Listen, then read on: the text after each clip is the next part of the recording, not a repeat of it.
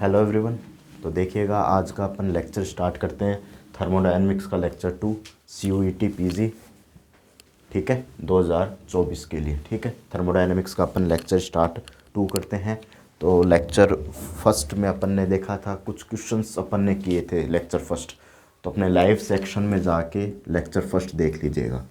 Live section में जाके वहाँ पर आपके पास लेक्चर फर्स्ट अपलोडेड है, वहाँ आप देख लीजिएगा लेक्चर फर्स्ट किस तरीके से अपन ने कवर अप किया है। उसमें एक क्वेश्चन दिया था, उस क्वेश्चन से ही अपन आगे स्टार्टिंग करते हैं। ठीक है, ये बेसिक लेक्चर है तो 11th-12th से ही रिलेट करके अपन पढ़ेंगे, तो 11th-12th के स्टूडेंट भी इसको आराम से देख सकते हैं। ठीक है, तो देखिएगा थर्मोडायनेमिक्स का अपन लेक्चर 2 देख रहे हैं, तो देखिएगा किस वे में अपन इसको पढ़ते हैं।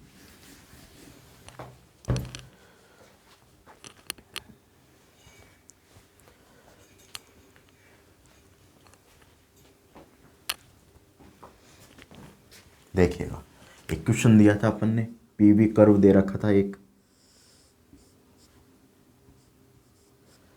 क्वेश्चन दिया था अपन ने ऐसा कुछ।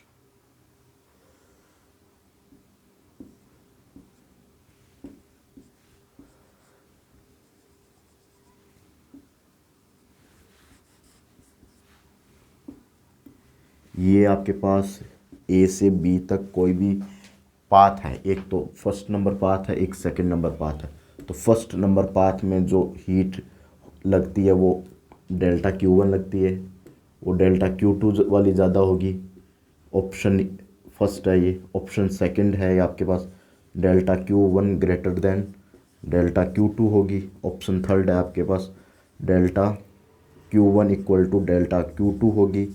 और ऑप्शन फोर्थ है नन। ठीक है, कौन सा ऑप्शन इसमें करेक्ट होगा, ये दोनों पाथ दे रखा है।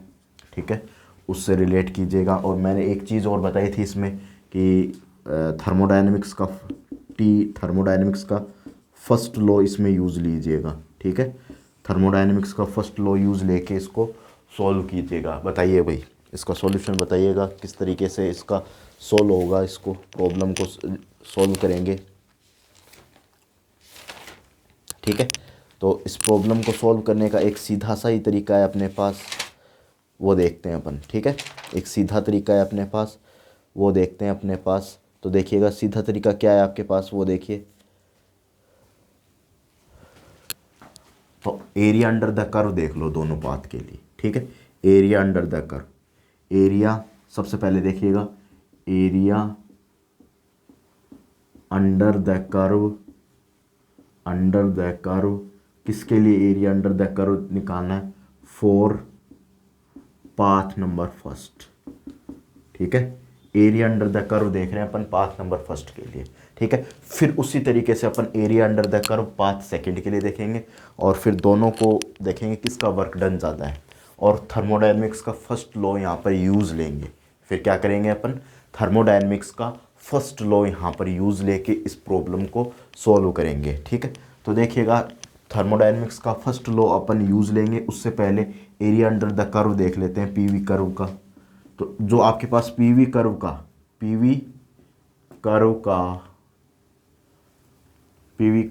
एरिया अंडर द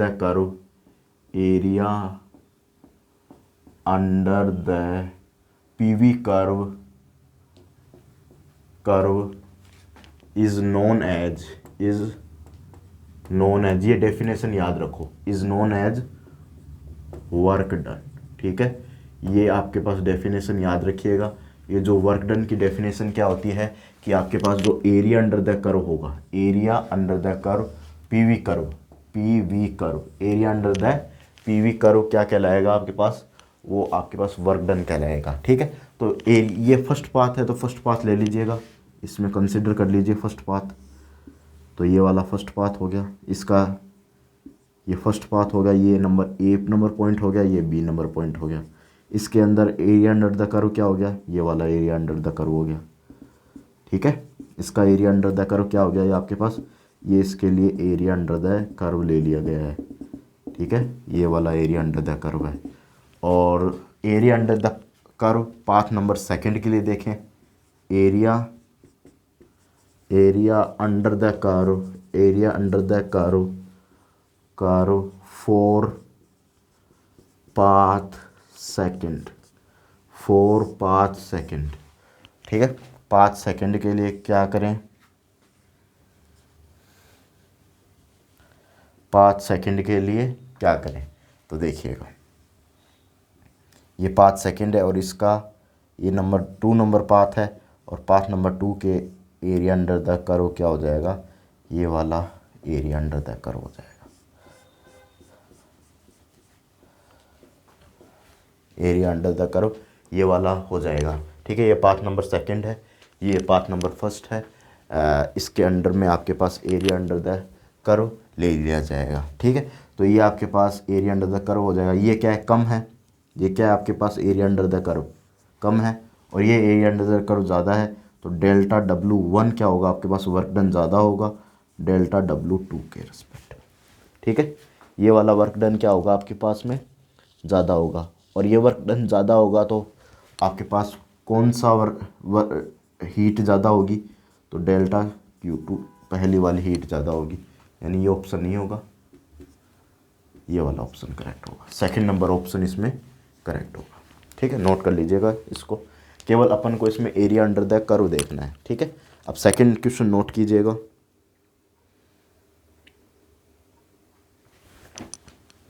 ठीक है, ये आपके पास ऑप्शन नंबर सेकंड इसमें क्या हो जाएगा, करेक्ट हो जाएगा, क्योंकि इसको कैसे रिलेट किया, ये बात और समझना है अपन को, इसको कैसे रिलेट किया, इसको रिलेट कैसे किया कि अपने पास फर्स्ट लॉ ऑफ थर्मोडाइनमिक्स क्या होता है, delta Q equal to delta W plus delta U। ठीक है, ये तो आपके पास क्या होता है, स्टेट फंक्शन होता है, स्टेट फंक्शन होता है, और ये दोनों क्या होते हैं आपके पास, पाथ फंक्शन होते हैं, ये दोनों क्या होते हैं आपके पास, पाथ फंक्शन होते हैं, ये दोनों आपके पास क्या होते हैं, पाथ फंक्शन होते हैं, पाथ पे डिपेंड करते हैं। अगर आपके पास वर्क डन ज़्यादा होगा तो उस पाथ पे ही आपके पास हीट डिपेंड कर रही है, तो उसके क्रॉसपोंडिंग आपके पास क्या होगी, आपके पास हीट ज़्यादा होगी, उसके क्रॉसपोंडिंग क्या होगी आपके पास, हीट ज़्यादा होगी। ये वाला एग्जांपल नोट कर लीजिएगा। ठीक है, एक एग्जांपल और करते हैं अपन।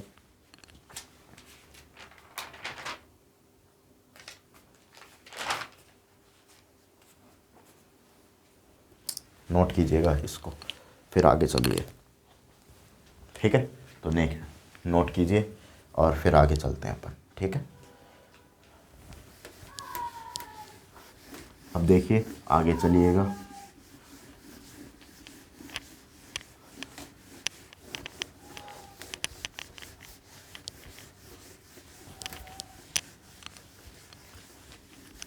नेक्स्ट क्वेश्चन देखिएगा, find work done. Find question number ये अपने पास 2 है आज का।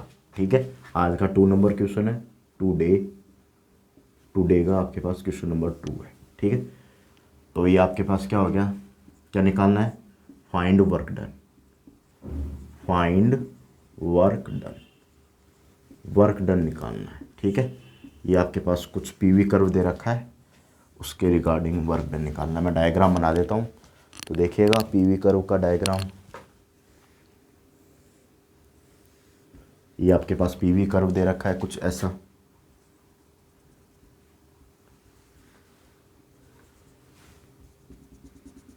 ये आपके पास पीवी कर्व दे रखा है। ठीक है, ये हो जाएगा A, ये हो जाएगा B, ये हो जाएगा C। ठीक है, ये हो जाएगा V, ये हो जाएगा P। ठीक है, और ये हो जाएगा आपके पास, यहाँ V ले लो, V ले लो, यहाँ P ले लो, एक ही बात है, कोई दिक्कत नहीं है। यहाँ 2 ले लो, यहाँ 4 ले लो, यहाँ 1 ले लो, यहाँ 3 ले लो।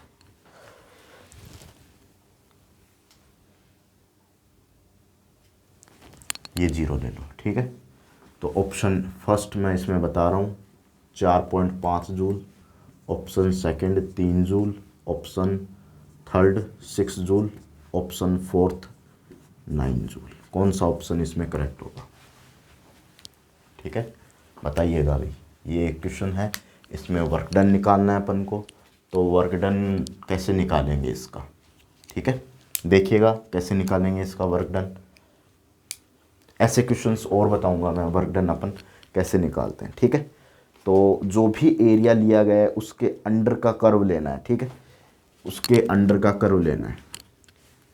ये आपके पास ये यहाँ पर एरो हटा सकते हो, ठीक है, यहाँ सी पॉइंट दे दो।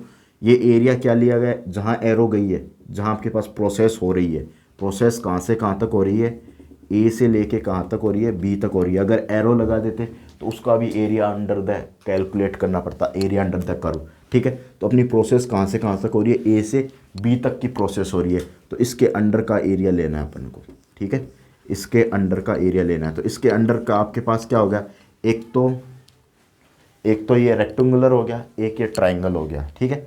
तो एक तो रेक्टेंगुलर हो गया और एक ट्राइंगल हो गया, ठीक है। इसका एरिया निकालेंगे, सबसे पहले रेक्टेंगुलर का निकालेंगे।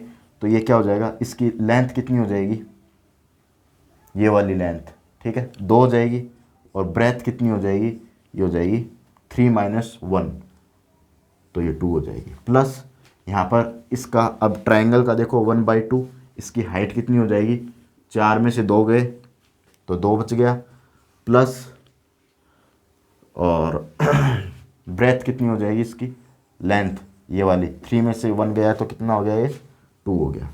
तो ये कितना हो गया, 4 प्लस ये कैंसिल हो गया 2, तो ये कितना हो गया 6 जूल। तो ये आपके पास 3rd नंबर ऑप्शन करेक्ट हो जाएगा। ऐसे क्वेश्चंस पूछे जाते हैं एरिया अंडर द कर्व के, ठीक है। तो वर्क डन निकाला है अपन ने, इसका एरिया अंडर द कर्व निकाल के, ठीक है। इसका अपन ने वर्क डन निकाला है एरिया अंडर द कर्व निकाल के, ठीक है। तो अपन को ये बात ध्यान में रखना है कि जो area under the PV curve होता है, पीवी कर्व होता है, वो क्या कहलाता है अपन को, वो आपके पास पीवी कर्व मतलब ये एरो के नीचे वाला सारा एरिया क्या कहलाता है अपने पास, वर्क डन कहलाता है। क्या कहलाता है अपने पास, वर्क डन कहलाता है। Area under the PV curve क्या कहलाता है अपने पास, वर्क डन कहलाता है। नोट कर लीजिएगा इसको।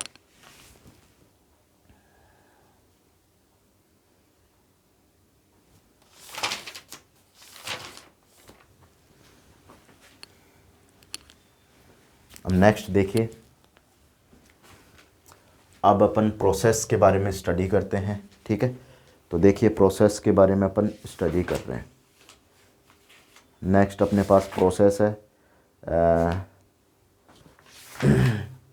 थर्मोडायनेमिक्स प्रोसेस, ठीक है। इसकी अपन स्टडी करेंगे। तो देखिएगा किस तरीके से अपन इसकी स्टडी करते हैं। तो देखते जाइएगा, ये 2 क्वेश्चंस हैं, इंपॉर्टेंट क्वेश्चन है, ऐसे क्वेश्चंस पूछे जाते हैं। तो आप देख लीजिएगा, इन क्वेश्चंस को एक बार देख लीजिएगा, सोल्व हो जाएंगे ये क्वेश्चन, ज़्यादा हार्ड नहीं है।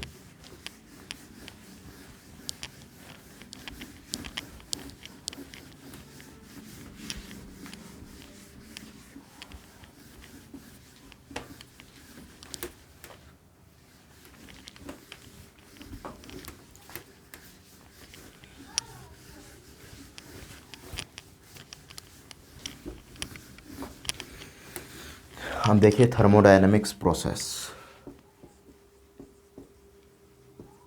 थर्मोडायनामिक्स प्रोसेस, थर्मोडायनामिक्स प्रोसेस, ठीक है। तो देखिएगा थर्मोडायनेमिक्स प्रोसेस,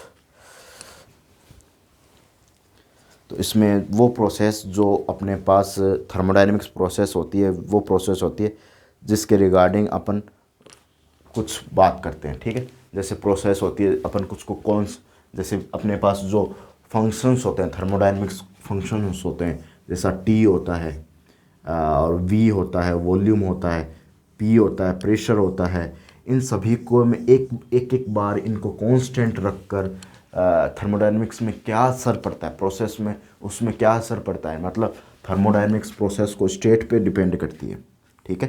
ये हो जाएगा वी, ये हो जाएगा पी, ठीक है। ये अपने पास स्टेट पे डिपेंड करती है। ये स्टेट मान लो P1 V1, ये मान लो P2 V2। ये आपके पास ऐसे है, ए से बी तक आपके पास कोई प्रोसेस जारी है। अगर इसमें टेम्परेचर को कांस्टेंट रख दें, प्रेशर को कांस्टेंट रख दें, तो इस स्टेट पे क्या असर होगा, कैसे कोई भी गैस होगी वो कौन से लॉ को फॉलो करेगी, इन सारी बातों की स्टडी थर्मोडायनेमिक्स प्रोसेस में की जाती है। इन सारी बातों की स्टडी आपके पास किस में की जाती है, थर्मोडायनेमिक्स प्रोसेस में की जाती है। तो हेडिंग डालिएगा thermodynamics process, TD process, short में टीडी प्रोसेस, शॉर्ट में लिखिएगा TD process, TD process, TD process, TD process, short में लिखिएगा टीडी प्रोसेस। तो पहली प्रोसेस है आपके पास आइसोथर्मल प्रोसेस, थर्मल प्रोसेस, ठीक है। दूसरी प्रोसेस है आइसोबारिक प्रोसेस, तीसरी प्रोसेस है आपके पास आइसोचोरिक प्रोसेस, ठीक है। चौथी प्रोसेस है आपके पास एडियाबैटिक प्रोसेस, ठीक है। और पांचवी प्रोसेस है आपके पास साइक्लिक प्रोसेस। पांचवी कौन सी प्रोसेस है, साइक्लिक प्रोसेस। ये आपके पास थर्मोडायनेमिक्स की प्रोसेस है, नोट कीजिएगा, ठीक है। ये थर्मोडायनेमिक्स की प्रोसेस है, नोट कीजिएगा। सबसे पहले एक एक करके सारी प्रोसेस को इन डिटेल्ड स्टडी करेंगे, क्योंकि हर एक प्रोसेस के बारे में आपके पास एग्ज़ाम में क्वेश्चंस बन सकते हैं। हर एक प्रोसेस के बारे में आपके एग्ज़ाम में क्वेश्चंस बन सकते हैं। तो हर एक प्रोसेस को अपन डिटेल में स्टडी करेंगे। टीडी प्रोसेस होती है, उनको अपन डिटेल में स्टडी करेंगे। नोट कीजिएगा, ये प्रोसेस टीडी प्रोसेस है, इनको नोट कीजिएगा। और सबसे पहले अपन आइसोचोरिक प्रोसेस की बात करेंगे। आइसोचोरिक प्रोसेस की बात करेंगे, ठीक है। नोट कीजिएगा ये सारी प्रोसेस को, फिर आगे चलते हैं, पर आराम से करेंगे सारी प्रोसेस को स्टडी। सबसे पहले अपन आइसोचोरिक प्रोसेस की बात करते हैं। हर एक प्रोसेस की डिटेल में स्टडी करेंगे, ठीक है। हर एक प्रोसेस की अपन डिटेल में स्टडी करेंगे। तो सबसे पहले अपन पढ़ रहे हैं आइसोचोरिक प्रोसेस, ठीक है। आइसोचोरिक प्रोसेस को अपन किस तरीके से स्टडी करते हैं वो अपन देखेंगे, ठीक है। आइसोचोरिक प्रोसेस को किस तरीके से स्टडी करते हैं एक बार अपनी स्क्रीन पे देखिएगा। हर एक पॉइंट को अपन डिटेल में स्टडी करेंगे, ठीक है। नोट कीजिएगा आप इसको।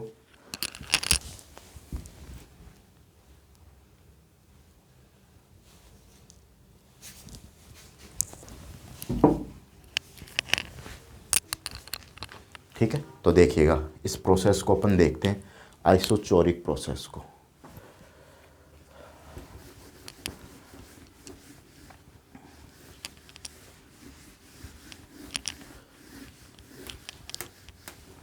तो देखिए आइसोचोरिक प्रोसेस, आइसोचोरिक प्रोसेस, पहली प्रोसेस डाल लो आइसोचोरिक प्रोसेस। इस प्रोसेस में V कांस्टेंट रहता है, V कांस्टेंट रहता है, ठीक है। पहली बात रखाओगे, इस प्रोसेस में V मतलब वॉल्यूम कांस्टेंट रहता है। V का मतलब वॉल्यूम कांस्टेंट रहता है, वॉल्यूम इस प्रोसेस में कांस्टेंट रहता है, ठीक है। तो आइडियल गैस इक्वेशन क्या होगी, पहली पॉइंट डालोगे आइडियल गैस इक्वेशन। इस गैस इक्वेशन, इस प्रोसेस के लिए आइडियल गैस इक्वेशन क्या होगी, ठीक है।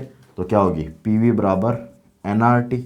P कांस्टेंट है, V कांस्टेंट है, ये V कांस्टेंट, डायरेक्टली ये कांस्टेंट है, डायरेक्टली प्रोपोर्शनल टू T हो जाएगा। दोनों का डिवाइड कर दो, मतलब P1 ले लो, K टाइम्स T1 ले लो, ठीक है। और दूसरा ले लो P2 ले लो, K टाइम्स T2 ले लो। प्रोपोर्शनलिटी का साइन हटाओगे तो एक कांस्टेंट आएगा K, तो K ले लो, K times T1, K times T2, और दोनों का डिवाइड करोगे तो P1 upon P2 equal to T1 upon T2। ये आपके पास आइडियल इक्वेशन गैस इस तरीके से वर्क करेगी। आइडियल गैस इक्वेशन आपके पास जब वॉल्यूम कांस्टेंट होगा तो ऐसे वर्क करेगी, ठीक है। यानी आइडियल गैस इक्वेशन से रिलेटेड मान लो P1 P2 T1 T2 दे दिया, और बोला गया ये कोऑर्डिनेट आपको दे दिए गए, और बोला गया कि वॉल्यूम कांस्टेंट है, वॉल्यूम कांस्टेंट है। तो ये बोल दिया x है, ये बोल दिया 15 है, ये बोल दिया 273 केल्विन है, ये बोल दिया 373 केल्विन है। तो P1 निकालो। P1 का मतलब x का मतलब हो गया P1, इसकी वैल्यू निकालो। तो कौन सी प्रोसेस लगेगी अपने पास? आइसोचोरिक प्रोसेस का यहाँ पर यूज़ होगा। ठीक है, आइसोचोरिक प्रोसेस का यहाँ पर क्या होगा? यूज़ होगा। तो यह आपके पास आइडियल गैस इक्वेशन हो गई। PV इक्वल टू NRT से लिखेंगे, P directly proportional to T लिखेंगे, प्रोपोर्शनलिटी का साइन हटाएंगे तो K times T1 K times T2 आ जाएगा, दोनों को डिवाइड करेंगे तो P1 upon P2 T1 upon T2। ये आइडियल गैस इक्वेशन हो गई। तो इस कोऑर्डिनेट सिस्टम बनाकर ऐसे क्वेश्चंस इसमें पूछे जा सकते हैं। ठीक है, अब दूसरी बात करें वर्क डन की। तो वर्क डन क्या होता है आपके पास? Delta W integral PdV। तो V कांस्टेंट है, तो अगर dV लिखेंगे तो जीरो हो जाएगा। तो यहाँ पर डेल्टा W भी क्या हो जाएगा? वर्क डन जीरो हो जाएगा। तो आपके पास जो आइसोचोरिक प्रोसेस होगी उसके लिए आपके पास वर्क डन जीरो होगा। ठीक है, आइसोचोरिक प्रोसेस होगी उसके लिए अपन वर्क डन हमेशा जीरो लेंगे। ठीक है,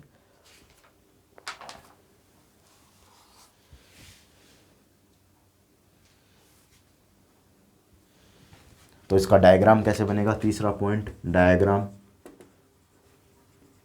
तो V को कांस्टेंट लेना है, PV कर्व में V को कांस्टेंट लेना है, ये P ये V। तो ये आपके पास V कांस्टेंट हो जाएगा। तो ये ऐसा डायग्राम बनेगा। तो ऐसा डायग्राम कहीं भी मिले, A से B तक प्रोसेस हो रही है अपनी, A से B तक आपके पास स्टेट वेरी कर रही है, यानी प्रोसेस कंप्लीट हो रही है A टू B। तो ये आपके पास डायग्राम दे दिया। तो यहाँ इसमें क्या करेंगे? डेल्टा W जीरो करेंगे। क्यों करेंगे? V कांस्टेंट होगा इसमें, क्योंकि V की सारी वैल्यू हर एक पॉइंट पे प्रेशर चेंज हो रहा है। हर एक पॉइंट पे क्या हो रहा है आपके पास? प्रेशर चेंज हो रहा है, परंतु वॉल्यूम क्या रह रहा है? V। वही V आपके पास वॉल्यूम है, V नोट कह दो। तो वॉल्यूम आपके पास वही रह रहा है, परंतु आपके पास प्रेशर क्या हो रहा है? P1 P2 P3 ऐसे आपके पास प्रेशर की वैल्यू क्या हो रही है? हर पॉइंट पे चेंज हो रही है। ठीक है,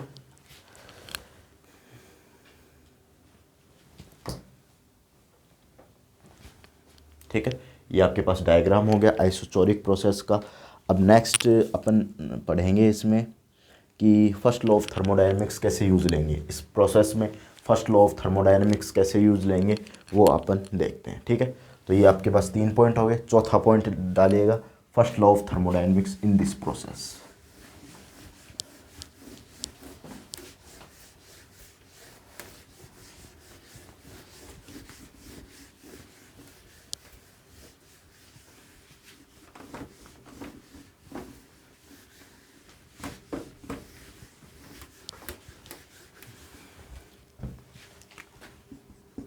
फर्स्ट लॉ ऑफ थर्मोडायनामिक्स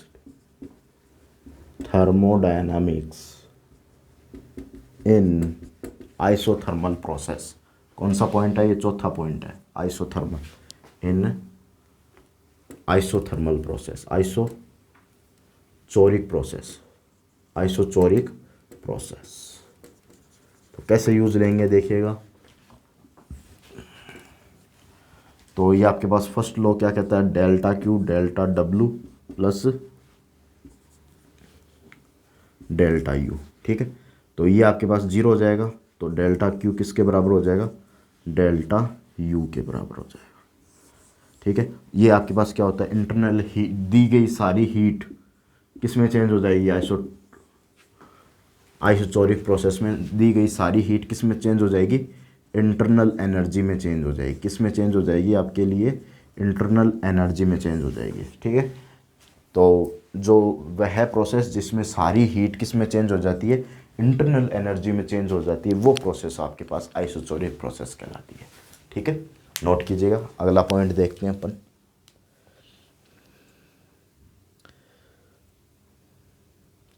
अगला पॉइंट है आइसोबैरिक प्रोसेस। ठीक है, आइसोबारिक प्रोसेस देखते हैं नेक्स्ट पॉइंट। इतना नोट कीजिए इस प्रोसेस में। फिर देखते हैं आइसोबैरिक प्रोसेस जिसमें प्रेशर कांस्टेंट रहता है। ठीक है, नोट कीजिएगा, इसको आगे करते हैं फिर।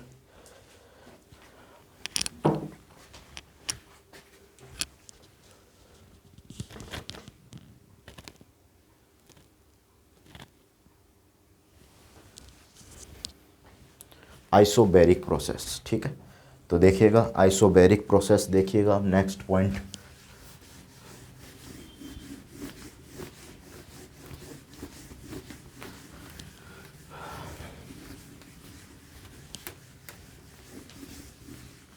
आइसोबैरिक प्रोसेस, नेक्स्ट हेडिंग डालिएगा आइसोबैरिक प्रोसेस, ठीक है। आइसोबैरिक प्रोसेस सेकंड पॉइंट, ठीक है, जिसमें क्या कांस्टेंट रहता है, पी प्रेशर कांस्टेंट रहता है। क्या कांस्टेंट रहता है, प्रेशर पी क्या रहता है आपके पास, कांस्टेंट रहता है। पी प्रेशर क्या रहता है, कांस्टेंट रहता है। तो सबसे पहले आइडियल गैस इक्वेशन कैसे बनेगी, ideal gas equation, ideal gas equation क्या बनेगी, पी वी बराबर एन आर टी, ठीक है। तो पी तो कांस्टेंट है, V directly proportional to T, तो वी वन, इस प्रोपोर्शनलिटी का साइन हटाएंगे तो क्या बनेगा, के टाइम्स टी वन बनेगा। वी टू दूसरी गैस ले, for first ideal gas, for first ideal gas, first ideal gas, for second ideal gas, for second ideal gas, ठीक है, सेकंड आइडियल गैस। तो क्या हो जाएगा, V two equal to K times T two, दोनों का divide कर दो, V one upon V two, ये कितना हो जाएगा, T one upon T two, ठीक है। नेक्स्ट देखिएगा इसका डायग्राम, पी वी, तो वी कांस्टेंट रहेगा तो ये वी कांस्टेंट हो गया। ये प्रोसेस ए टू बी जारी है, तो वॉल्यूम आपके पास हर एक पॉइंट पे क्या होगा, चेंज होगा। वी वन वी टू, यहाँ देखा मैंने वॉल्यूम हर एक पॉइंट पे देखा, तो V one V two V three volume change हो रहा है, परंतु प्रेशर पी क्या रह रहा है, पी नोट मान लो कांस्टेंट रह रहा है। तो ये डायग्राम बनेगा, इसका डायग्राम बनेगा। कौन सा पॉइंट है अपने पास, ये हो गया फर्स्ट, ये हो गया सेकंड, नोट करते जाइएगा। अब देखते हैं वर्क डन क्या होगा इसमें, work done in this process, work done क्या होगा आपके पास, तीसरा पॉइंट है। तो ये क्या होगा, डेल्टा डब्ल्यू इंटीग्रल करेंगे कहाँ से कहाँ तक, वी वन से वी टू। आपके पास इस प्रोसेस में क्या हो रहा है, ये इस पॉइंट को वी वन मान लो, इस पॉइंट को वी टू मान लो। इस प्रोसेस में आपके पास वर्क डन ही चेंज हो रहा है। क्या चेंज हो रहा है इसमें, आपके पास वॉल्यूम चेंज हो रहा है, ठीक है। वॉल्यूम क्या हो रहा है इस प्रोसेस में, चेंज हो रहा है, वी वन से वी टू जा रहा है वॉल्यूम, तो वॉल्यूम चेंज होगा, जबकि प्रेशर क्या रहेगा, कांस्टेंट रहेगा, डी वी। तो इसको क्या लिख सकते हैं, पी वी, वी वन से वी टू अपन लिमिट लगाएंगे तो पी कितना हो जाएगा इसके लिए, P V two minus V one, ये आपके पास डब्ल्यू बराबर वर्क डन इतना आ जाएगा इस प्रोसेस में, ठीक है। वर्क डन इस प्रोसेस में इतना आ जाएगा, ठीक है। फर्स्ट लॉ ऑफ थर्मोडायनेमिक्स लगाएं तो क्या होगा इसमें, फर्स्ट लॉ ऑफ थर्मोडायनेमिक्स लगाएं इस प्रोसेस में, ये तीसरा पॉइंट, ये चौथा पॉइंट। तो डायरेक्ट क्या होगा, delta Q equal to delta U delta W plus delta U. तो डेल्टा यू कितना हो जाएगा, delta Q minus delta W, क्योंकि नॉन जीरो होगा, क्योंकि ये भी रहेगा, ये भी रहेगा, ये भी रहेगा, ठीक है। तीनों ही नॉन जीरो होंगे, तीनों ही क्वांटिटी नॉन जीरो होगी, ठीक है। इस तरीके से इस प्रोसेस को करते हैं, ठीक है, नोट कर लीजिएगा।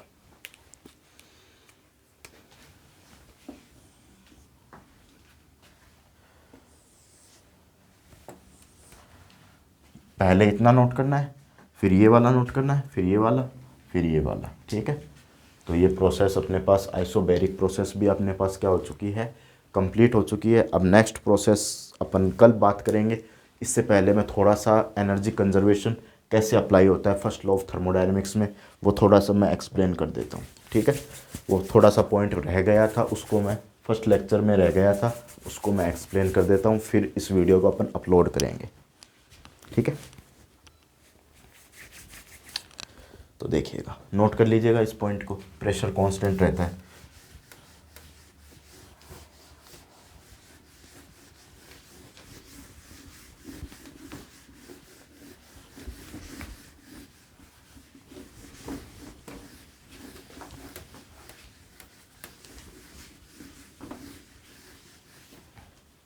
तो देखो फर्स्ट लॉ ऑफ थर्मोडायनेमिक्स क्या कहता है आपके पास, first law of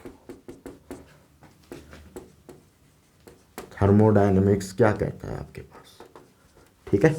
first law of thermodynamics क्या कहता है, फर्स्ट लॉ ऑफ थर्मोडायनेमिक्स किस पे बेस्ड होता है? सबसे पहले एनर्जी कंजर्वेशन पे बेस्ड होता है। एनर्जी कंजर्वेशन पे बेस्ड होता है। क्यों एनर्जी कंजर्वेशन पे बेस्ड होता है?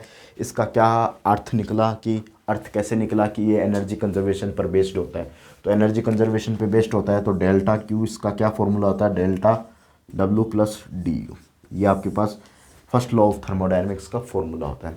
इसमें ये क्या होती है? हीट, जो गिवन हीट है, सिस्टम को गिवन हीट है, सिस्टम को गिवन हीट है, जो सिस्टम को गिवन हीट की गई है, गिवन हीट दी गई है, वो आपके पास सिस्टम को गिवन हीट है। ये आपके पास सिस्टम को पे वर्क डन किया गया है, वो वर्क डन है। ये आपके पास चेंज इन इंटरनल एनर्जी है, चेंज इन इंटरनल एनर्जी दी गई है। ठीक है, चेंज इन इंटरनल एनर्जी, ये भी एनर्जी का फंक्शन है, ये भी एनर्जी है। Work done definitely is a function of energy, ये अपन बोल सकते हैं। ठीक है, और चेंज इन इंटरनल एनर्जी भी आपके पास फंक्शन है आपके पास एनर्जी का। तो ये किस पे बेस्ड होता है? एनर्जी कंजर्वेशन पे। स्टेट गवर्नमेंट के जो एग्जामिनेशन होते हैं उसमें पूछा जा सकता है कि फर्स्ट लॉ ऑफ थर्मोडायनेमिक्स किस पे बेस्ड होता है, किस तरीके से यूज़ लिया जाता है, उससे रिलेटेड अपन बात यहाँ पर कर सकते हैं। ठीक है, तो जो गिवन हीट होती है, जैसे कि पंखा चल रहा है तो अपन उसको गिवन हीट क्या है कि कुछ मान लो 10 जूल गिवन करी। ठीक है, और कुछ वो क्या करेगा कि हीट को पंखे को चलाने में यूज करेगा, मान लो 5 जूल यूज ली, और 5 जूल उसकी थर्मल हीट मतलब एनर्जी निकल गई उसकी। ठीक है, एनर्जी निकल गई मतलब हीट निकालने में मतलब लॉस, एनर्जी लॉस कितनी हो जाएगी? 5 जूल। ये जो लॉस ऑफ एनर्जी 5 जूल है उसको ही अपन इंटरनल एनर्जी बोलेंगे। ये आपके पास वर्क डन की एनर्जी है, और ये आपके पास क्या है? गिवन हीट की एनर्जी। ये क्या है? आपके पास गिवन हीट है, और ये आपके पास 5 जूल का इसमें वर्क डन हुआ है। क्योंकि वर्क डन, ये आपके पास थर्मोडायनेमिक्स का सेकंड रूल आगे आने वाला है चल के, कि जो वर्क डन है कंप्लीट, जो वर्क डन है हीट में कन्वर्ट नहीं हो सकता। एज ए सिस्टम कोई भी टेम्परेचर, वॉल्यूम किसी को भी कांस्टेंट ना रखा जाए, तो ऐसी प्रोसेस का यूज़ ही नहीं लिया जाए, तो कंप्लीट जो 10 जूल है वो कंप्लीट वर्क डन में 10 जूल में आपके पास कंप्लीट इसमें चेंज हो जाएगी। ये आपके पास पॉसिबल नहीं है। थर्मोडायनेमिक्स का सेकंड लॉ आएगा, ठीक है, उसमें बताएगा कि कुछ ना कुछ हीट क्या होगी? बाहर निकलेगी। ठीक है, वो हीट चाहे वो 5 जूल हो, 2 जूल हो, 1 जूल हो, अगर 10 जूल दी गई है तो वो आपके पास कुछ ना कुछ हीट बाहर निकलेगी।